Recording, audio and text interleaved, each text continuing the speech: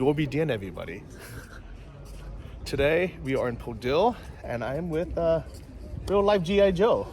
Yeah. This is Roman, and you want to introduce yourself? Yeah, I'm Roman. I'm 30. I'm from Kyiv. Hi, guys. Yeah. And you are part of the what battalion? AZOV, as you can see. Yeah. So actually, what's really interesting is we were having lunch. I've been following this guy for probably a couple months now. He's been on the front line defending Ukraine, and I invited him to lunch because I saw he was in Kyiv. And for like the first 2 months, I didn't even know you were part of AZOV. And in like this Russian media propaganda, they're like, oh, every AZOV is like this Nazi guy. Russia's Supreme Court has designated Ukraine's Azov regiment as a terrorist group. Now, the decision may allow harsh sentences against the Azov fighters, who are now Russian prisoners of war. But it's not true. For sure it's not. You can even start to ruin this myth because my nickname is Break. It's because I'm dancing breakdance. As you can realize, breakdance starts from black guys in Africa and then in the USA. So how can it be possible to be break in Nazi Azov? Yeah, that's crazy. And I'm I don't know if you guys realize it, but I'm also not like white guy. So yeah, hanging out together. Yeah. So anyways, we'll talk about that a little bit more. But now we're gonna go see this like war memorial in Podil. Yeah. Which is actually, this is where you were born, right? Yeah, I was born here in Podil. So this is like your home turf, like your neighborhood. Yeah. I used to walking around here suited up with some dates or business partner or my friends, but now the situation is different.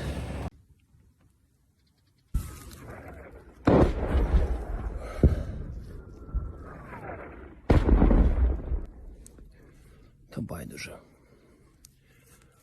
Ми могли б відступити до своїх у підвали, але тоді ми приведемо артилерію до наших позицій.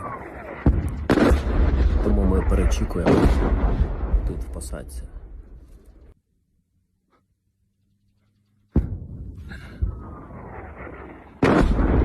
В такі моменти, щоб не зійти з глузду, не поїхати в край, бо дійсно може стати страшно. Дивишся на природу, от біля мене літає джміль, слухаю метеликів, відчуваю вітер і нагадую собі, за що я тут б'юсь, чому саме я тут знаходжусь, щоб зупинити це зло, щоб не дати йому пройти далі, не дати нищити наших людей і захоплювати нашу країну. В ці моменти просто стає легко. Коли знаєш, за що ти тут, ти можеш витерпіти все, що завгодно. І це не якась там романтика з фільмів чи книжок. Це ось я лежу зараз під обстрілами на Донбасі і говорю свої відчуття, те, що думаю. Якщо вдасться, викладу це в інтернет, поділюсь з кимось. Можливо, буде корисним. Життя прекрасне, поки ти живий. Оцього, диви, перед носом люки відкриті стоять. Не бачу ціль. Ні. Вот. Давай кусиш. Бачу. За пригорком. Постріл.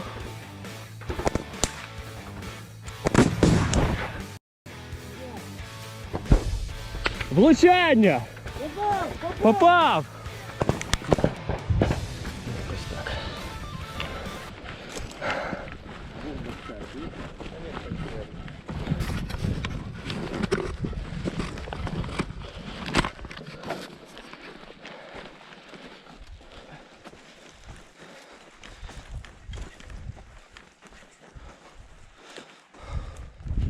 Моя перша.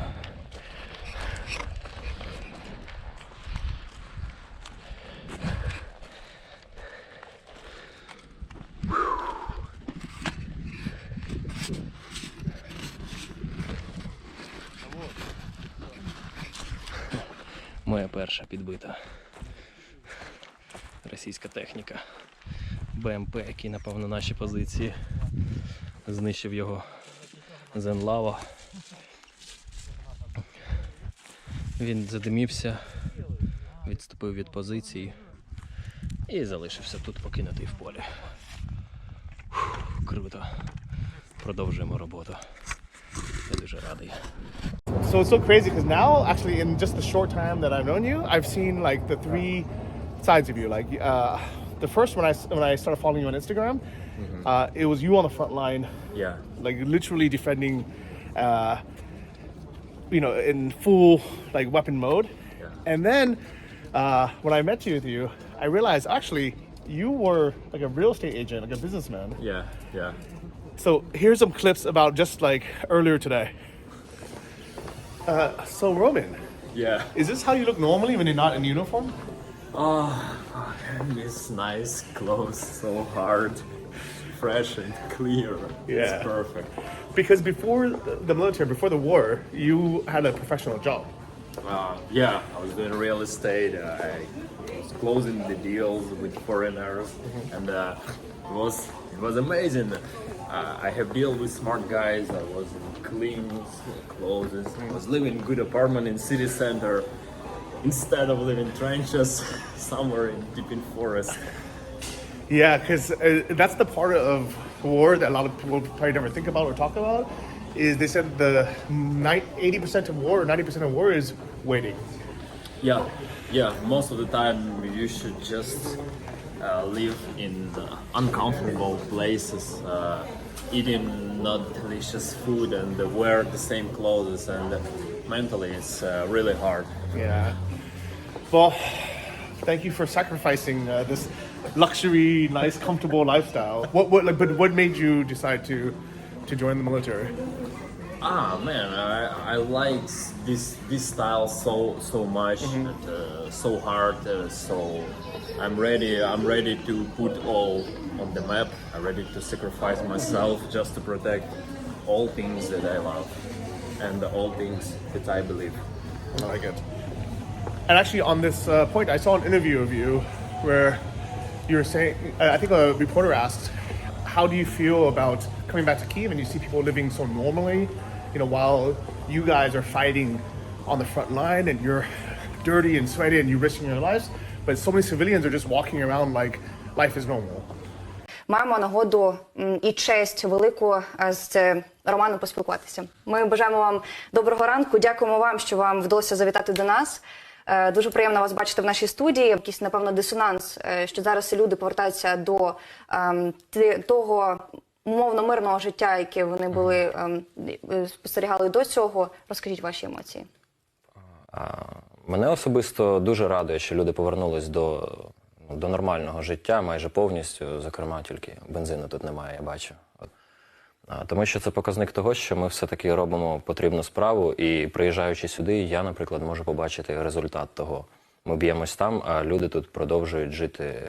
От ваша думка з цього приводу, має зараз моральне право середньостатистичний українець, умовно кажучи, ходити там на якісь розваги, піти в ресторан, в кафе, посидіти з друзями, посміятися? Ваша думка? Ну, я вважаю, що люди зобов'язані продовжувати жити нормальним життям, тому що оцей час, поки вони перебували в стресі, це дуже негативно на психіку відображається. А так як після перемоги нам треба будувати країну, то мають бути люди, які залишаться адекватними, нормальними і не будуть, у них не буде того ж ПТСР, як і у військових. Тому що навіть цивільний, який просто сидить місяцями вдома і гортає стрічки з жахливими новинами, у нього просто їде дах. І без оцих от розваг, без оцих от моментів релаксу і відпочинку, люди просто стануть масово не дуже нормальними, і це страшна проблема. І нам треба повернутися в місто і в країну, яка буде нормальна, а не вже так попаяна дуже сильно війною. Була тусовка, люди там випивали, кричали, вмикали музику. Є неприємні моменти, але це такі виключення. В основному люди щасливі, і це дає мотивацію, от побудучи на короткочасній ротації, це дає мотивацію, повертаючись назад, бити ще завзятіше за ці моменти щастя інших людей. Yeah, that's the point of our mission. We fight there on the front line, and because of that, people can live their normal life, and that's why when I came back to Kyiv, I realized that we did our job perfect. That was very refreshing to hear, because I think a lot of people feel bad that we're not on the front lines fighting. And I always try to say to them, I said, everybody can fight in different ways. Yeah. You know, everyone can fight in Ukraine in different ways. But I don't know. Do you think you probably can't say it? But I think some people are not. Everyone could do more. Yeah. You know, war is not for all people, and our main task not only win this war, but to save normal people, save them mentality and physically. And when we come back after victory, we need to rebuild our country, and people should stay like normal civilian, and not those stressful guys who can't think. We need smart and healthy people. That's why they should live normal life and should at least have some rest. Yeah. Okay. So if you're an IT worker from Ukraine, from Lviv or something, you don't need to feel bad that you're still doing your job. 100%. Just do at least a little bit for win this war. It's necessary. Okay. Дякую. Yeah. By the way, Yeah. what does it say? Fuck the war. Yeah. Fuck the war.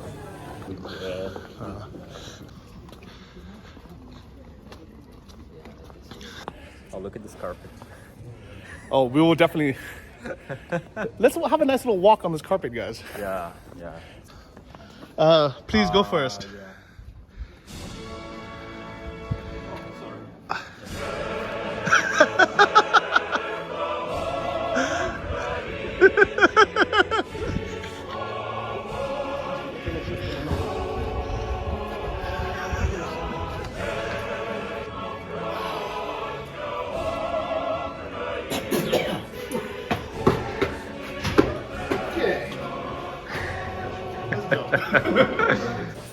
So before we go in, actually on the drive here, it was really interesting when we drove by this like school. You said, "This is the reason why I'm defending Ukraine. I'm fighting for Ukraine." Yeah, totally. I'm ready to protect my school, my area, my Podil, Ukraine, and all these things that I really love, and all these people. I can't stay inside. Okay. So guys, we're gonna go inside this war memorial. What does it say? Sorry? What does it say? It says Resistance 2022. Oh, nice. He's part of the resistance, as you can see. We are also part of the resistance, but we've been. This is the exhibition, which actually, if you come in, there's the explanation of. Yeah, can you give us a little tour? Yeah, sure. Why not? Originally, that was our secret backyard of Chernobyl Tours.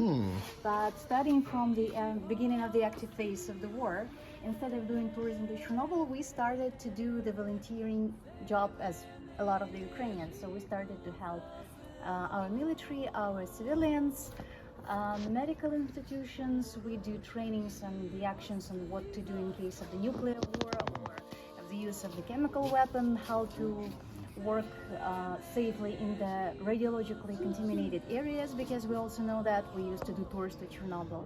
So we do those trainings for the army, for the miners, for the emergency services, and so on. And we have some artists who do amazing things, like for example, there's one of my favorite pieces of art, if you don't mind. That's one of our volunteers. It's called "My Heart is Made Out of Steel and My Tears are Made Out of Glass." So these are the pieces of the rocket that is being shown there, and the wires from that rocket. Wow. Also, we do the auctions and so on. And let me show you one of my favorite, probably, pieces here. It has different rockets. It has a piece of the military vehicle, combat vehicle. You can just read all the names. It's in Ukrainian and in English both. But what really surprises me is this thing. Samovar. Yeah.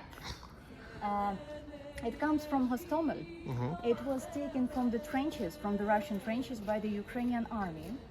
So can you imagine that you go to another country trying to conquer them, bringing your samovar with you? It also has the stamp with the date, so it's 1895. Wow. So Russians were so sure that they were just, winning this war in 3 days, that they took their uniforms with them to, To celebrate, to celebrate their samovars and so on. And what really impresses me is that to heat the samovar, they used books on socialism. Ah. So it's kind of like, those things about the Russian culture. You just burn books That's to crazy. make the tea. Yeah. Well, Ah, thank you very much Take a look. for the tour. I really appreciate it. different things. So, for anyone who doesn't know what a samovar is, it's a way to heat water to make tea, and it's traditionally kind of for like a nice kind of a tea service, kind of almost imagine like high tea with the English, So, these Russian soldiers really were that pompous. They thought they could take Ukraine in 3 days, that they would be welcomed somehow. That they brought ceremony tea services here. Antique ones too, but now it's part of this memorial.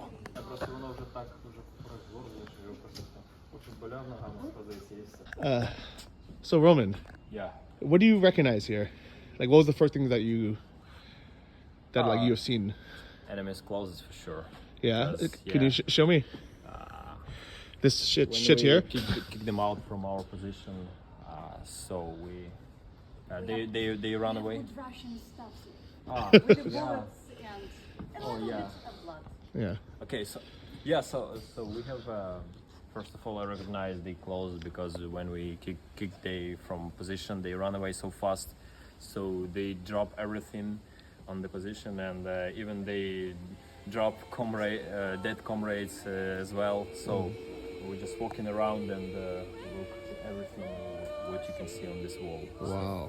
Yeah, Yeah, let's go closer. Yeah. So in the uniform, the difference in color is this like a more dark green. Is it the Russian one? Yes, this fucking Russian uniform. And like the sailor, gay sailor thing. What is it? Yeah, What? it's for it's like some kind of special forces there, but sometimes they wear this. Actually, I hate these clothes.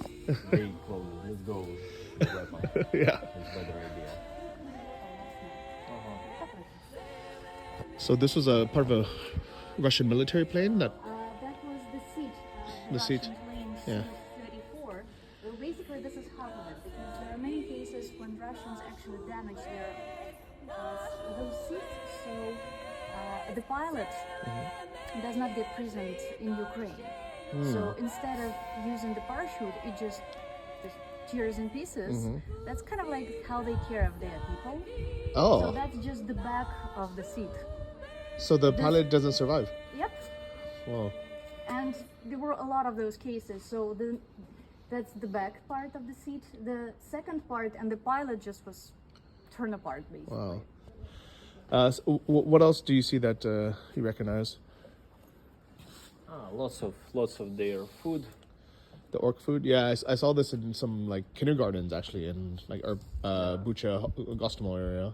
Yeah, sometimes we captured them when there was few battles when we was surrounded by enemies and we have no food. So fortunately, they attack us, we kill them, and we take their food and eat it because our food was out of food. Yeah. So we grab their food and this is how it looked like. Yeah. Okay. So what is it? They called anti-tank weapon, but still it's they haven't enough power to destroy the actual tank, but maybe some armored vehicle.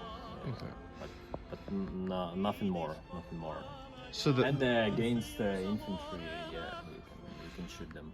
But nowadays with new technology, especially the weapons from the West, what is better for tanks? Yeah, for sure. javelin and then low, and Ukrainian Stugna, because javelin has distance only 2.5 kilometers, and the Ukrainian Stugna had 5 kilometers. Oh, it's actually further. Distance. Yeah. Okay. And how was the help of like the Western donations for for weapons? A lot, actually. We always appreciate when we receive some kind of this pipe, but not Soviet, but foreigners from French, from Poland, from Germany, and they are more they are modern weapon. That's why it's more effective against the technique Okay. and vehicles. So guys, keep pressuring your politicians to send. What do you want? NLAWs, javelins. We need your weapon. We need some delicious food, because it's also raise our mood and help us to finish Russian work more effectively, and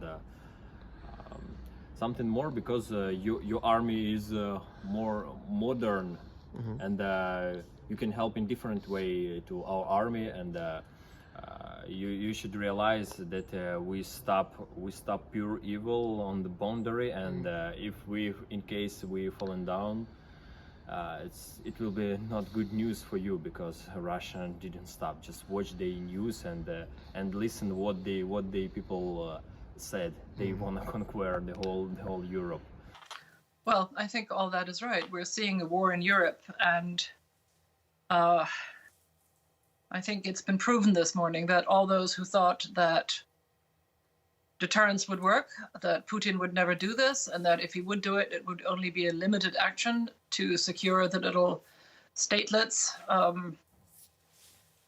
run by the separatists, who are, of course, proxy actors for Russia in the uttermost east of Ukraine, have been mistaken. What we are looking at is an all-out war against the entirety of Ukraine. A high-speed attack against multiple points, multiple borders of Ukraine at the same time, and major cities, clearly designed to destroy Ukraine's army on the ground and to change the regime in Kiev. And of course, this is not just an outrage and a tragedy for the citizens of Ukraine, and a tragedy for all those Russians who believe that this is utterly wrong. It is also the greatest danger for European security since World War II. So your help now is very important for us, for sure, and for you as well. Yeah, I think a lot of people in the U.S. and Europe don't understand that this war isn't just about Ukraine versus Russia. Yeah. It's about, basically Ukraine is like the blockade of Russia to the EU or to the West. And maybe Russia wouldn't come right away, but I guarantee if we let Russia win and take over Ukraine, basically we're saying, oh, democracy is not that strong. You can come and just take a few countries here and there. So maybe next time they'll say, okay, let's take Moldova. Okay, nobody stops them. And then they say, okay, now let's take Poland. Okay, now let's take Germany. And it will continue. So, like right now, like it or not, Ukraine has become the door. And we need to keep this door strong. For sure. Yeah. Yeah, and also if you want to know against what country we fight, just watch what they did with prisoners, what they did with civilian. No country in the world did such things, so you can realize it's not only war, it's terroristic action. Actually, they are real terrorists. They have no rules. No negotiation with them is available, because no words they give to you is they just stay away from it. Yeah, we can't trust what Putin says or what Russia says. Before the war, if they wanted to have some negotiations, great, right? But the crazy things that the Russian soldiers have done, you can't trust them anymore. The only way to stop Russia is now by force. It's unfortunate, I'd rather be able to just negotiate and talk peacefully. Yeah. But if Ukraine stops fighting, more and more civilians will die, and more people will get raped, more like more people will starve. It's like it's not an option anymore. And can you imagine it's happened in Europe nowadays? Yeah. Just realize the scale of this terror and these horrible things. But for sure, we are ready to stop them.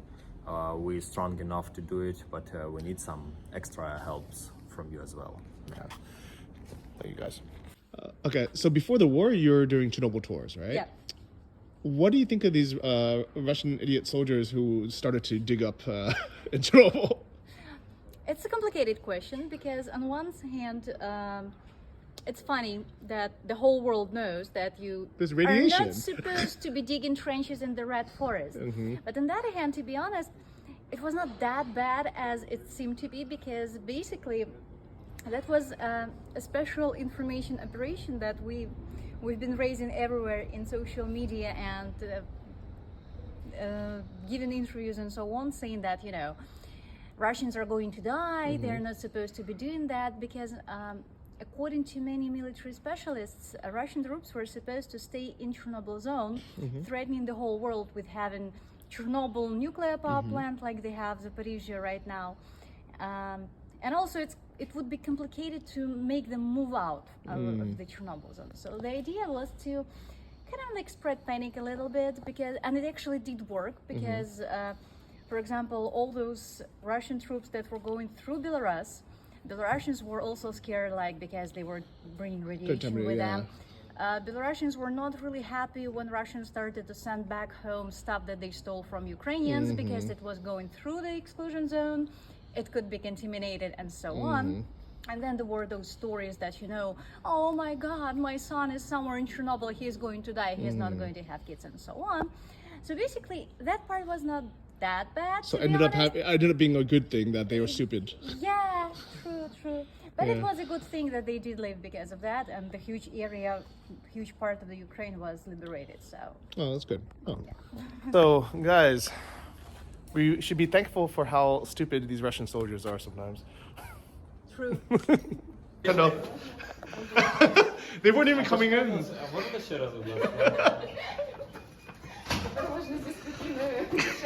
I thought they were coming in. They just wanted to wipe their feet on the Russian flag. Дякую. Good girl here.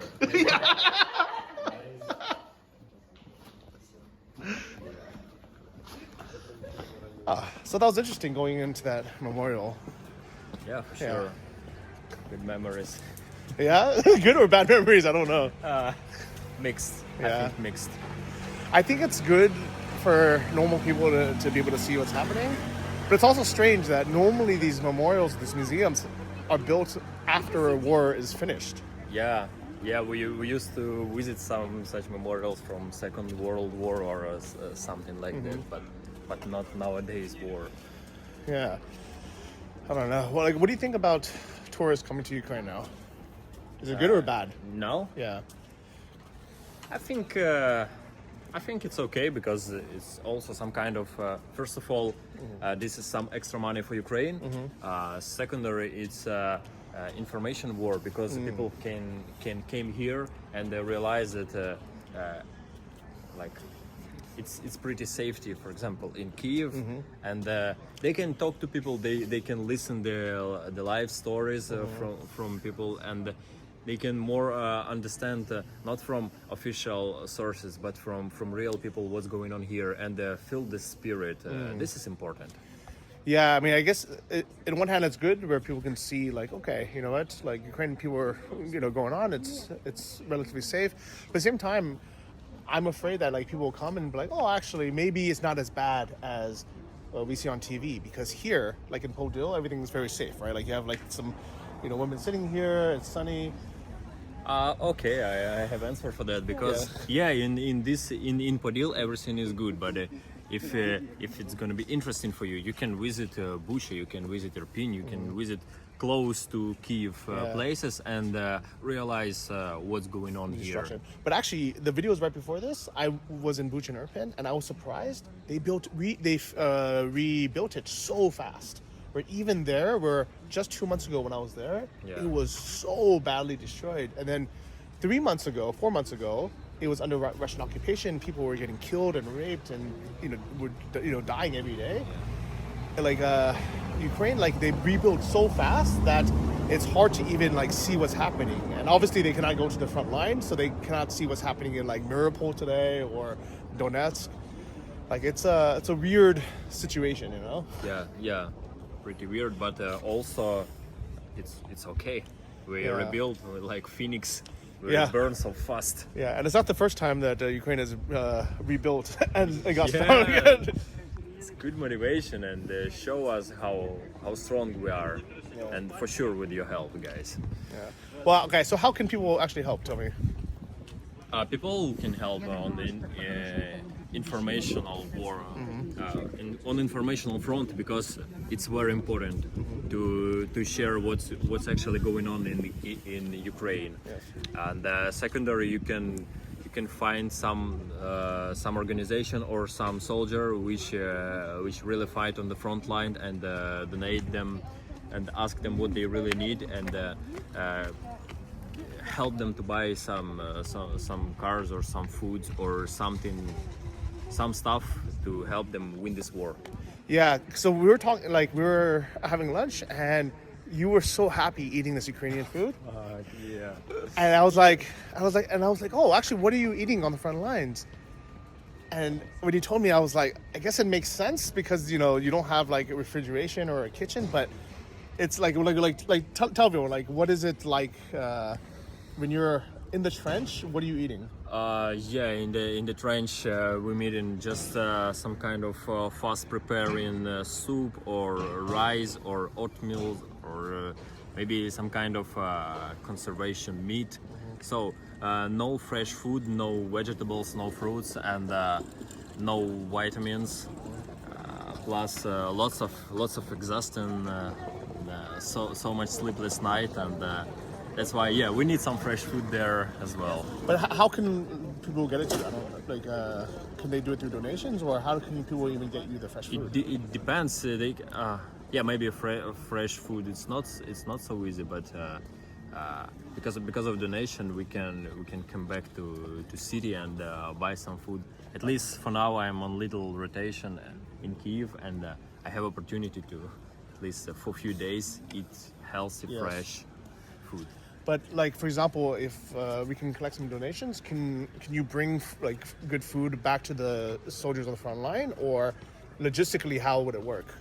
Is it more about like getting the food there, or is it about the money? What is lacking? I think, as you can realize, Ukrainian is pretty flexible people who can find solution. So, and for you as well, maybe you have some opportunity to receive some food and have no extra money. Maybe you earn some money, and you can donate some little sum of money for Ukraine, and it depends. So we will find the way how to help soldier on the front line to receive this fresh food. Okay. So I'll tell you right now, I want to help.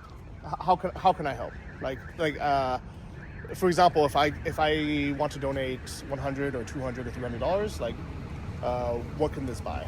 How can it help?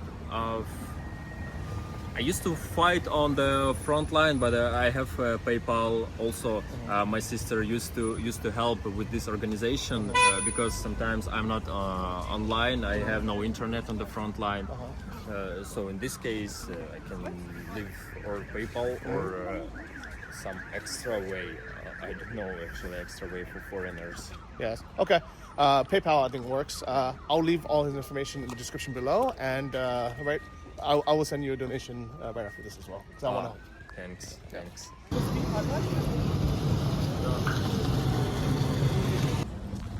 Fucking Podil is so beautiful. Yeah. Like, look at this place. Yeah. It's so nice. Like, this is worth saving. This is worth fighting for, guys. Yeah. Especially my favorite restaurant. Really? Yeah, I love it. Huzata hata. Awesome. Well, Roman, thank you for spending the day with me, showing me your neighborhood where you grew up. Always welcome, Johnny. Yeah. Always welcome. And because I also live in Ukraine, you're also defending my home. So thank you very much. Always welcome. Yeah. I don't even know what to say.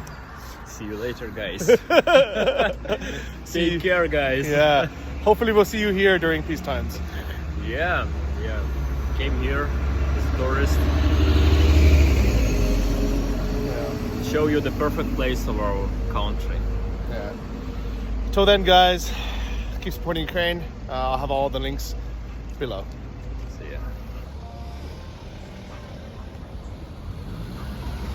So guys, it was super cool hanging out with Roman. I've been following him on Instagram for a couple months now. Actually, I found him through a TV interview that he gave to a Ukrainian news site. And yeah, it's crazy kind of seeing this like clean cut, good looking guy who had a very good career in the city center of Kyiv, fighting on the front lines. Їдуть сюди, прямо на 12. Тихо. Що тихо? Їде. Пацани, їде бах. Заряджаємося.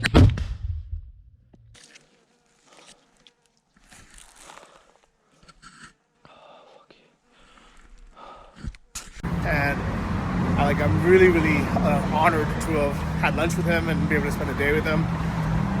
So tomorrow I think he's actually shipping it out, but he doesn't know where yet. So actually my idea was to go with him to the supermarket and pick out all the favorite snacks and foods to send, but he said next week when he knows exactly where he is, we can do it. So that should be a cool video.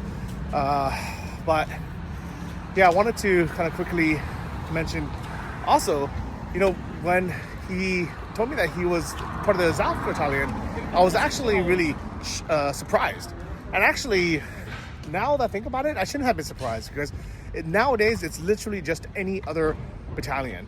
They are known to be the ones fighting on the front line, which is why I think actually Russia created this propaganda smear campaign. It's because these are the bravest soldiers, some of the bravest soldiers. Literally all the soldiers on the front lines are super brave, but the AZOV is kind of known for the ones to always volunteer and always say, you know what, we love our country so much that we will die for it. And that is actually how they started in 2014 after Russia invaded Ukraine and took Crimea.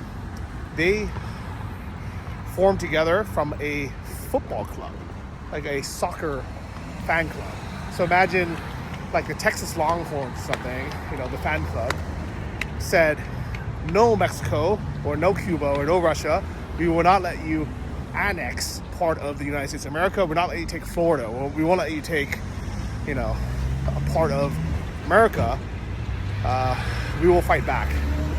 And yes, in the beginning, it was like super nationalistic people, which is why it had this rumor of having some of these, neo-Nazis in the beginning in 2014, because some of them were literally the alt-right nationalists that we also have in the US or in Canada. These are the people who are nationalistic enough to risk their lives to fight. But since 2017, that is all gone. Literally there is zero neo-Nazis or super alt-right people in the AZOV Battalion or in Ukraine, which is why I've been here for 5 years and I've never once felt any racism, even though first off I'm not white, and second I only speak Russian, so I've never had any of this. And actually everyone I know, everyone I've spoken to, no one's ever felt this. It's really just Russian propaganda. I think that the reason why the Russians push this narrative so much is because they needed an excuse, or wanted an excuse to come invade Ukraine. And Russia's kind of biggest win was when they helped defeat the Nazis, which was literally with the help of Ukraine and with the rest of the USSR and with America.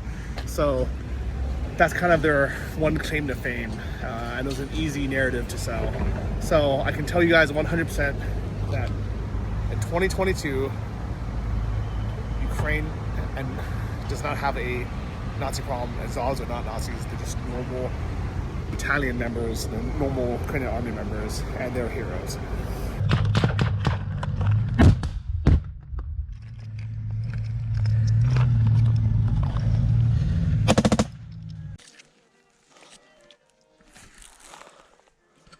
And also, as the part of what we've been doing, we opened this exhibition called Resistance 2022.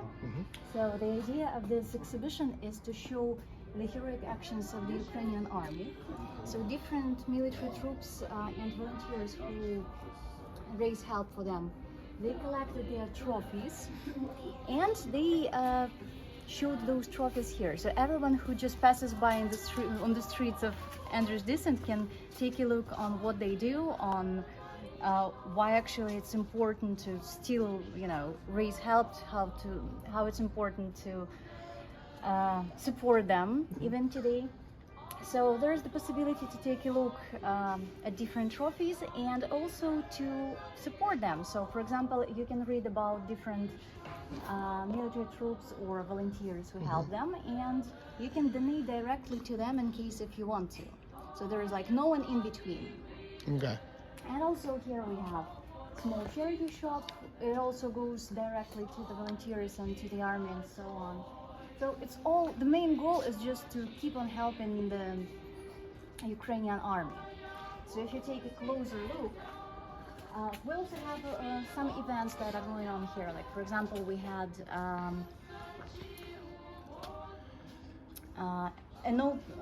we had an evening when chefs were making bread and filled kitchen here, also raising money for the army. We had